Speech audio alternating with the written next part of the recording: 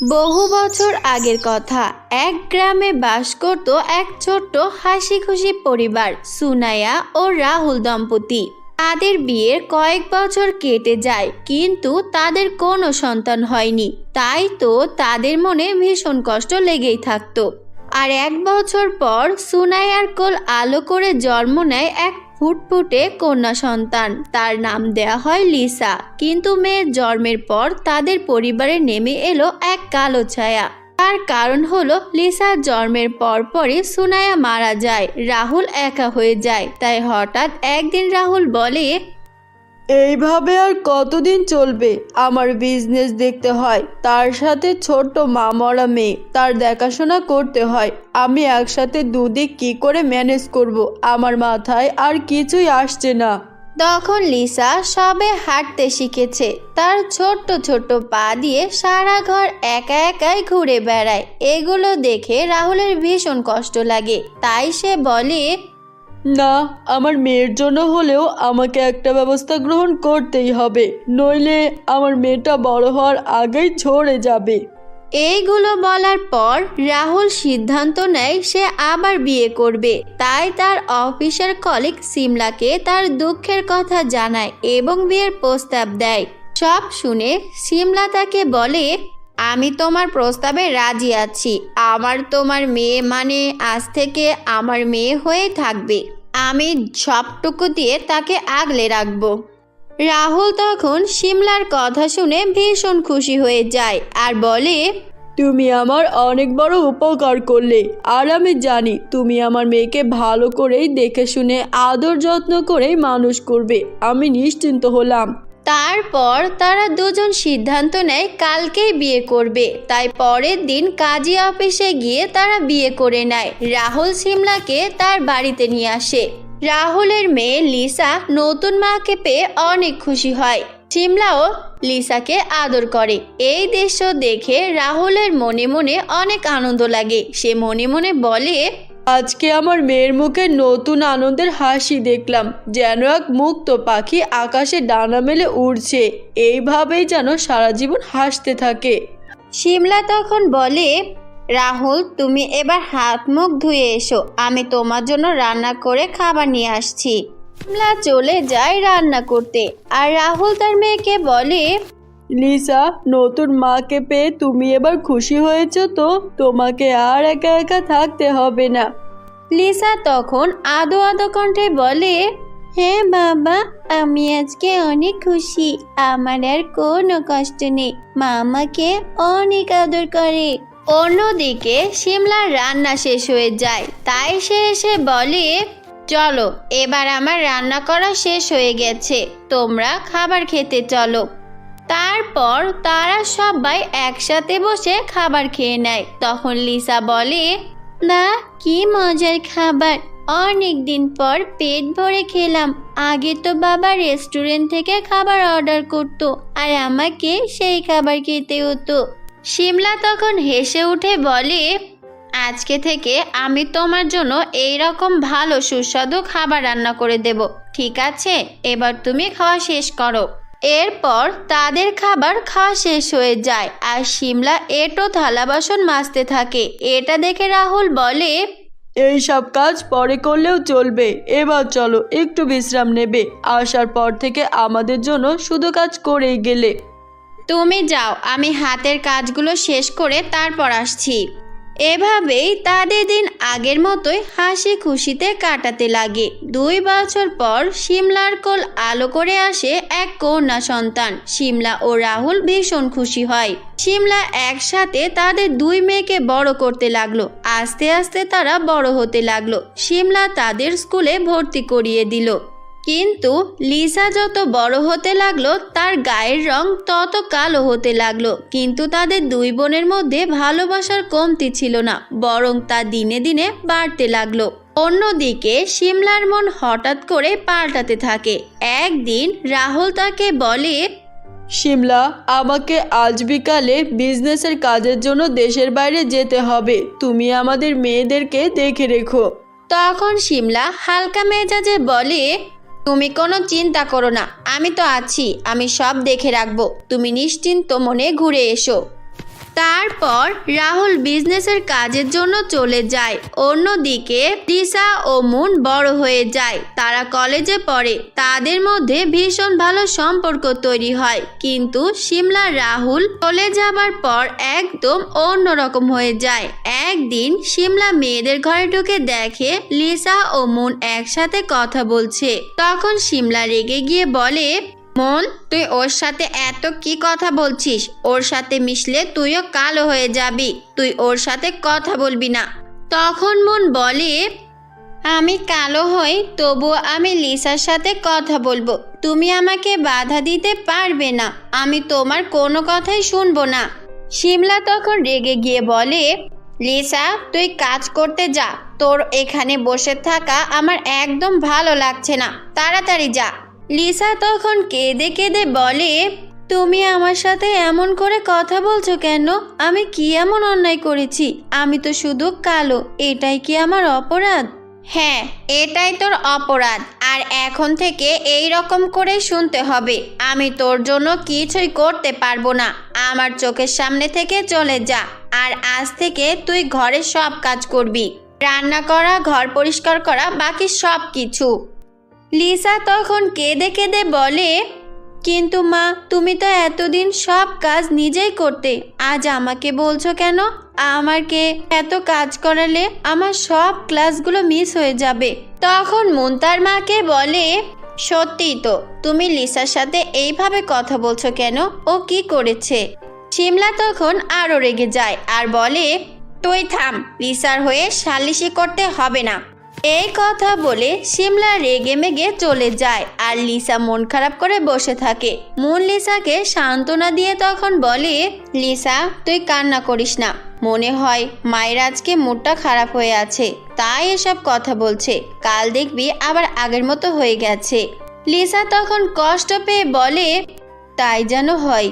কিন্তু শিমলা আর আগের মতো হলো না। সে ঘরে বসে প্ল্যান করতে লাগলো লিসাকে কিভাবে বাড়ি থেকে বের করা যায়। তখন তাদের বাড়িতে আসে শিমলার এক বোন। সে শিমলাকে দেখে বলে, কিরে আপা, তোর কি হয়েছে? তোকে ভীষণ চিন্তিত লাগছে, কোনো সমস্যা হয়েছে নাকি? আমাকে বলতে পারিস, আমি যদি কোনোভাবে তোকে সাহায্য করতে পারি। তখন শিমলা তার বোনকে সব কথা বলে। সব শুনে শিমলার বোন তাকে বলে, তুই কোনো চিন্তা করিস না, আমি সব ব্যবস্থা করছি, তুই শুধু লিসার খাবারে অজ্ঞান হওয়ার ওষুধ মিশিয়ে ওকে খাইয়ে দিস, তারপরের কাজ আমি করব। ঠিক আছে, আমি তাই করব। একে অনেক বছর সহ্য করেছি, আর পারবো না। এখন রাহুল বাড়িতে নেই, এই সুযোগ হাতছাড়া করা যাবে না। তারপর রাতে শিমলা লিসার খাবারে অজ্ঞান হওয়ার ওষুধ মিশিয়ে দেয় আর ওকে খেতে দেয়। লিসা খাবার খেয়ে ঘুমিয়ে পড়ে। তখন রাতের অন্ধকারে শিমলার বোন তাকে হাত বেঁধে গভীর জঙ্গলে ফেলে আসে। বাড়ি ফিরে শিমলাকে সব বলে। সব শুনে শিমলা অনেক হাসতে লাগে আর বলে, যাক বাবা, এতদিনে আপদটা ঘাড় থেকে বিদায় হলো, একটু এবার রিল্যাক্স করা যাবে। পরের দিন সকালে মুন তার মাকে ডেকে বলে, মা, লিসা কোথায় গেল? ওকে তো কোথাও দেখতে পাচ্ছি না, তুমি কি জানো? তাহলে আমাকে বলো। শিমলা তখন বলে, আমি কিছুই জানি না, মনে হয় কোথাও বেরিয়েছে, তুই কিছু ভাবিস না, একটু পর চলে আসবে। অন্যদিকে লিসা চোখ মেলে দেখে সে গভীর জঙ্গলে পড়ে আছে, হাত পা বাঁধা অবস্থায়। তখন লিসা হাতের বাঁধন খুলে উঠে দাঁড়ায় আর বলে, আমি এখানে এলাম কি করে? এবার আমি তো কিছুই মনে করতে পারছি না। এই কথা বলে লিসা কান্না করতে লাগলো। তখনই সেই জঙ্গলের উপর দিয়ে উড়ে যাচ্ছিল এক মায়াবী পরী। মায়াবী পরী লিসাকে দেখে নিচে নেমে আসে। পরীকে দেখে লিসা অবাক হয়ে যায় আর ভয়ে ভয়ে বলে, কে তুমি? দেখতে তো মনে হচ্ছে কোনো পরী, কিন্তু...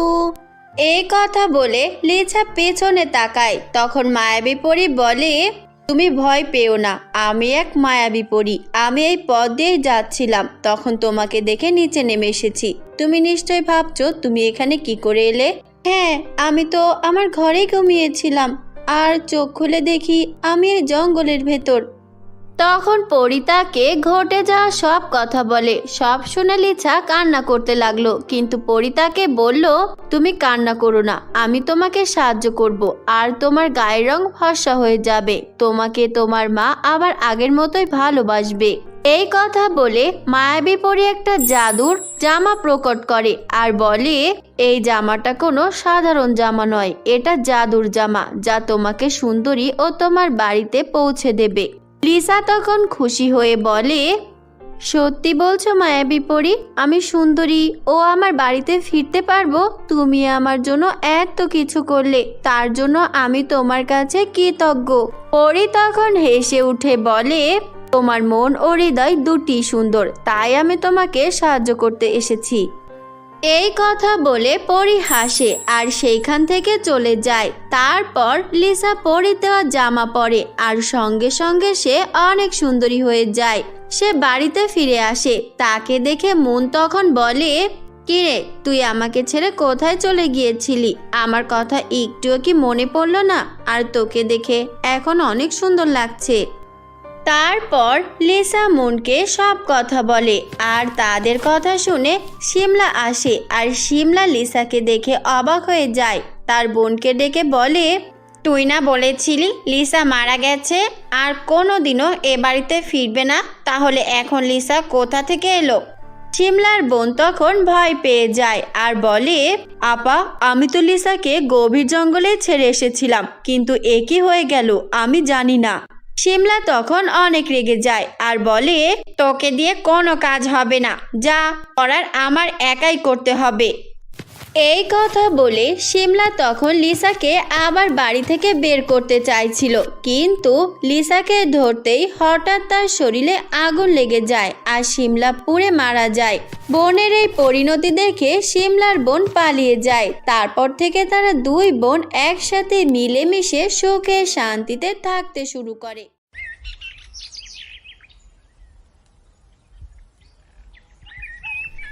এক ছোট্ট গ্রাম, যার পাশ দিয়ে বয়ে গিয়েছে এক শান্ত নদী। নদীর ওপারে এক বিশাল বটগাছ, তার ছায়া যেন গ্রামটিকে আগলে রেখেছে। এই গ্রামের এক কুঁড়ে ঘরে বাস করত নুরি। নুরি খুব দুষ্ট আর চঞ্চল প্রকৃতির মেয়ে। তার মা ফরিদা খুবই সহজ সরল আর কঠোর পরিশ্রমী একজন মানুষ। বাবার অকাল মৃত্যুর পর ফরিদা একাই নুরিকে লালন পালন করেছেন। অভাব তাদের নিত্য সঙ্গী, কিন্তু ফরিদা সব সময় চেষ্টা করেন নুরির মুখে হাসি ফোটাতে। আজ তাদের বাড়িতে এক আত্মীয়ের বিয়ে। নুরি তার মায়ের কাছে নতুন জামার বায়না ধরেছে।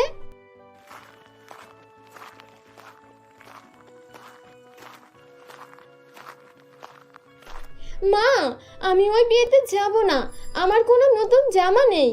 সবাই কত সুন্দর সুন্দর জামা পরবে, আর আমি এই ছেঁড়া ফ্রক পরে যাব। আমি যেতে চাই না মা, আমাকে নিয়ে যেও না তো। নুরি সোনা, এভাবে রাগ করতে নেই। তুমি তো জানো আমাদের এখন হাতে টাকা নেই। তোমার বাবা থাকলে হয়তো তোমাকে ঠিকই নতুন জামা কিনে দিতেন, কিন্তু এখন মা, তুমি আমাকে এভাবে কষ্ট দিতে পারো মা? আমার তো সম্ভব হচ্ছে না তোমাদের সব আবদার মেটানো। না মা, এভাবে বলো না। আমি জানি মা, কিন্তু আমার খুব ইচ্ছে করছে একটা নতুন জামা পরতে। কি করি বলো? আমার ভালো লাগে না। সবার মতো তো আমারও ইচ্ছে করে ভালো ভালো জামা কাপড় পরতে, অনুষ্ঠানে যেতে। আমি কি করব বলো? আচ্ছা, চিন্তা করো না, আমি দেখি কিছু করতে পারি কিনা। আমি যথেষ্ট চেষ্টা করব তোমার ইচ্ছেটা পূরণ করার। তুমি এবার মন খারাপ করো না মা। ফরিদা তার পুরনো ট্রাঙ্কটা খুললেন। ট্রাঙ্কের একদম তলায় এক পুরনো জরির কাজ করা লেহেঙ্গা রাখা ছিল। লেহেঙ্গাটার রং ফিকে হয়ে গিয়েছে আর কিছু কিছু জায়গায় সেলাই খুলে গিয়েছে। এটা তার বিয়ের লেহেঙ্গা ছিল। অনেক স্মৃতি জড়িয়ে আছে এই লেহেঙ্গার সাথে। বন্ধুরা, তোমাদের কার নাম কি? কমেন্টে তোমাদের নামটা লিখে জানাও। আমি তোমাদের নামের মধ্য থেকে 3 জনের নাম দিয়ে পরের গল্পটা বানাবো। তাই দেরি না করে তোমাদের নামটা কি কমেন্টে লিখে দাও তো। দেখো তো নুরি, এই লেহেঙ্গাটা কেমন? এটা তোমার বাবা আমাকে কিনে দিয়েছিল আমার বিয়েতে।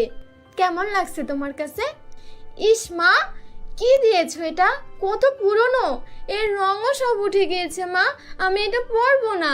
তোমার সেই কোন কালের লেহেঙ্গা আমি কি করে পরি বলো তো? সবাই তো এটা দেখে হাসবে। এটা সাধারণ কোনো লেহেঙ্গা নয় মা। তোমার বাবা যখন আমাকে এই লেহেঙ্গাটি দিয়েছিলেন তখন বলেছিলেন, ফরিদা, এই লেহেঙ্গাটি শুধু একটি পোশাক নয়, এটি ভালোবাসার প্রতীক। যখনই তোমার মন খারাপ হবে বা কোনো বিপদে পড়বে, এই লেহেঙ্গাটিকে ছুঁয়ে তোমার সবচেয়ে প্রিয়জনের কথা ভাববে। দেখবে লেহেঙ্গাটি তোমার মনকে শান্ত করে দেবে আর তুমি তোমার সঠিক পথ খুঁজে পাবে। কি বলছো মা, সত্যি? তাহলে কি এটা জাদুর লেহেঙ্গা নাকি? এটা তো জাদুর মতোই কাজ করবে বলছো তুমি। জাদুর লেহেঙ্গা বাবা কোথায় পেলো? হ্যাঁ সোনা, ভালোবাসার জাদু, আর সেটা সব জাদুর থেকেও শক্তিশালী। এখন এই লেহেঙ্গাটা সেলাই করে তোমার মাপের করে দেব। দেখবে বিয়ের দিন এটা পরেই তুমি সবার থেকে আলাদা হবে, তোমাকে দেখতেও সুন্দর লাগবে। নুরি মন খারাপ করে লেহেঙ্গাটা দেখলো। সে আসলে নতুন চকচকে জামা চেয়েছিল, মায়ের পুরনো লেহেঙ্গা নয়। কিন্তু মায়ের মুখে এমন আত্মবিশ্বাস দেখে সে আর কিছুই বলল না। বিয়ের দিন নুরি অনিচ্ছা সত্ত্বেও মায়ের সেলাই করা লেহেঙ্গাটা পরলো। লেহেঙ্গাটার রং যদিও পুরনো, কিন্তু মায়ের হাতের সেলাই করা আর ভালোবাসায় যেন তাতে এক নতুন দ্যুতি এসেছে। নুরি নিজেকে আয়নায় দেখলো। লেহেঙ্গাটা পরে তাকে মন্দ লাগছে না। গ্রামের অন্য সব মেয়েরা ঝলমলে নতুন জামা পরেছে। নুরি একটু লজ্জায় গুটিয়ে রইল। এমন সময় তার বান্ধবী রিনা এগিয়ে এলো আর বলল, নুরি, তোকে আজ কি যে সুন্দর লাগছে, আমি তোকে বলে বোঝাতে পারবো না। আমি সেই দূর থেকে তোকে দেখছিলাম, তোর দিক থেকে তো চোখ ফেরানোই যাচ্ছে না। তোর লেহেঙ্গাটা তো দারুণ, এটা তো তোর আগের জামার থেকে অনেক ভালো। নুরি, এটা কোথায় পেলি? হ্যাঁ, এটা আমার মায়ের লেহেঙ্গা, আমার মায়ের বিয়ের লেহেঙ্গা। অনেক বছর পুরনো রে, আমাকে নিয়ে মজা করিস না। জানি আমাকে দেখতে ভালো লাগছে না, তবুও মজা করছিস। তোর মা সেলাই করে দিয়েছেন? বাহ, তোর মা তো খুব ভালো সেলাই করে। আমার মা তো এত সুন্দর সেলাই করতে পারে না। তুই এমন ভাবে বলিস না, আমি সত্যি বলছি, তোর লেহেঙ্গাটাকে পরে তোকে বেশ মানিয়েছে আর অনেক ভালো লাগছে তোকে। রিনার কথায় নুরির মনটা একটু ভালো হলো। সে দেখলো লেহেঙ্গাটা তেমন খারাপও লাগছে না, বরং মায়ের হাতের স্পর্শে লেহেঙ্গাটা যেন আরো বিশেষ হয়ে উঠেছে। নুরি তার মাকে খুঁজছিল। দেখলো মা এক কোণে বসে হাসি মুখে সবার সাথে গল্প করছেন। মায়ের মুখে এক অদ্ভুত শান্তি। নুরি মায়ের কাছে গিয়ে আলতো করে লেহেঙ্গাটা ছুঁয়ে দেখলো। তার মনে তার বাবার কথা ভেসে উঠল। বাবার হাসি মুখ, মায়ের প্রতি তার ভালোবাসা, সব যেন লেহেঙ্গাটার মধ্যে জীবন্ত হয়ে উঠল। সঙ্গে সঙ্গে নুরির মনটা এক অদ্ভুত শান্তিতে ভরে গেল। তার মুখে হাসি ফুটল। বিয়ের উৎসব শেষ হলো। নুরি আর ফরিদা বাড়িতে ফিরে এলো। নুরি আজ খুবই খুশি। সে বুঝতে পারলো জামা কতটা নতুন বা দামি সেটা আসল কথা নয়, আসল কথা হলো তাতে কতটা ভালোবাসা জড়িয়ে আছে।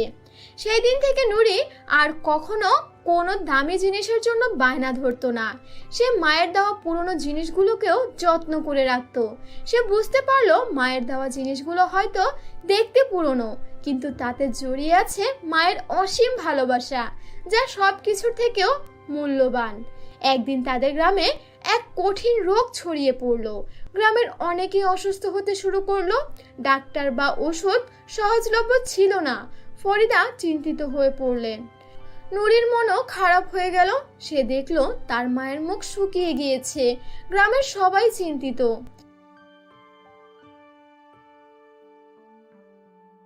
মা, কি হবে এখন? সবাই তো অসুস্থ হয়ে যাচ্ছে। গ্রামে হঠাৎ করে কার অশুভ ছায়া পড়লো বলো তো? এভাবে মানুষগুলো এত জঘন্যভাবে অসুস্থ কিভাবে হচ্ছে? আমি জানি না রে মা, আমার খুব ভয় হচ্ছে। দিন দিন তো এই অসুস্থতা ছড়িয়েই যাচ্ছে। জানি না আমি কখন অসুস্থ হয়ে যাই। মা, তোকে দেখবে কে? আর তোর তো আমি ছাড়া এই দুনিয়াতে কেউই নেই। তোকে নিয়ে আমার বেশ চিন্তা হচ্ছে মা। নুরির হঠাৎ মনে পড়লো মায়ের জাদুর লেহেঙ্গার কথা। তার বাবা বলেছিলেন, যখনই তোমার মন খারাপ হবে বা কোনো বিপদে পড়বে, এই লেহেঙ্গাটি ছুঁয়ে তোমার সবচেয়ে প্রিয়জনের কথা ভাববে। নুরির প্রিয়জন হলো তার মা। নুরি তাড়াতাড়ি করে মায়ের জাদুর লেহেঙ্গাটি বের করলো। লেহেঙ্গাটি স্পর্শ করে সে চোখ বন্ধ করে তার মায়ের কথা ভাবতে লাগলো। তার মনে হলো মা যদি সুস্থ থাকেন তাহলে গ্রামের সবাই সুস্থ থাকবে। মা যদি সবার পাশে দাঁড়াতে পারেন তাহলে গ্রামের এই বিপদ কেটে যাবে। সে গভীর মনোযোগ দিয়ে ভাবতে লাগলো, যেন তার মনের শক্তি লেহেঙ্গার মাধ্যমে তার মাকে ছুঁয়ে যায়। নূরের এমন ভালোবাসার গভীরতায় হয়তো জাদুর লেহেঙ্গাকেও ছুঁয়েছিল। পরের দিনই সকালে ফরিদা যেন এক নতুন শক্তি নিয়ে ঘুম থেকে উঠেছেন। তার শরীরটা একদম চাঙ্গা। তিনি গ্রামের মানুষের পাশে দাঁড়ালেন। তিনি তাদের জন্য ভেষজ ওষুধ তৈরি করতে লাগলেন, তাদের সেবা করতে লাগলেন। আশ্চর্যজনকভাবে গ্রামের মানুষের অসুস্থতা ধীরে ধীরে কমতে শুরু করলো। ফরিদা দিন রাত এক করে গ্রামের মানুষকে সুস্থ করে তুললেন। মা, তুমি কিভাবে এত শক্তি পেলে? সবাই তো অসুস্থ হয়ে যাচ্ছিল, দেখো তোমার হাতের ছোঁয়ায়, তোমার জড়িবুটি দিয়ে সবাই সুস্থ হয়ে যাচ্ছে। এটা দেখে আমার বেশ ভালো লাগছে জানো মা। আমি জানি না রে মা, আমার মনে হলো আমার ভেতরে এক নতুন শক্তি এসেছে। আমি পারছিলাম না বলে মনে হচ্ছিল, কিন্তু যখন আমি তোমাদের কথা ভাবলাম তখন যেন সব ভয় কেটে গেল। নুরি মায়ের কথা শুনে হাসলো। সে জানতো এটা তার মায়ের জাদুর লেহেঙ্গার কাজ, ভালোবাসার জাদু। সেই দিন থেকে নুরি আরো দৃঢ়ভাবে বিশ্বাস করতে শুরু করলো, সত্যিকারের শক্তি কোনো জাদুকরের লাঠিতে বা পরীর ডানায় থাকে না। সত্যিকারের শক্তি থাকে আমাদের ভালোবাসার মধ্যে, আমাদের প্রিয়জনের প্রতি আমাদের শ্রদ্ধার মধ্যে। বছর গড়িয়ে চললো।